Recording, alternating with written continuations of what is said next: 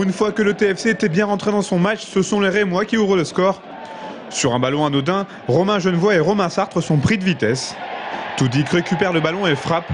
Jérémy Sopalski s'interpose, mais Gaëtan Courtet a bien suivi. Et Reims mène 1-0 après 19 minutes de jeu. Le TFC est tout près d'encaisser un second but 15 minutes plus tard. Mais Sopalski réalise une superbe parade sur cette reprise de volée d'Amalfitano. Le break rémois va finalement intervenir à la 56e minute. Odair Fortes sur son aile droite mystifie Moimbe et s'en va fusiller Sopalski.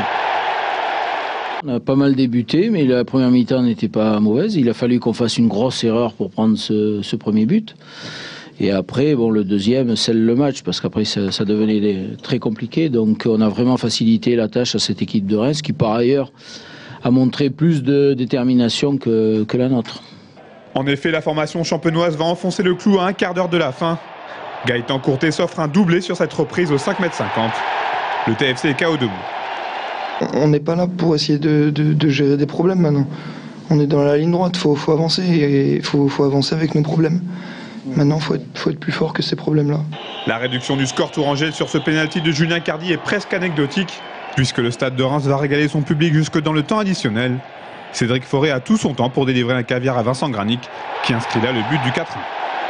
Ce qui est énervant et assez stressant, c'est qu'on fait toujours les mêmes constats, quoi. Donc, de ce point de vue-là, on ne progresse pas. Et ça, c'est gênant, quoi.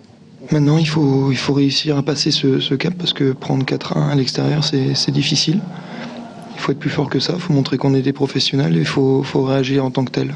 Les hommes de Daniel Sanchez ont une grosse semaine pour évacuer cette soirée cauchemar. Lundi prochain, c'est l'AC Ajaccio qui se présente à la Vallée du Cher pour un match au couteau.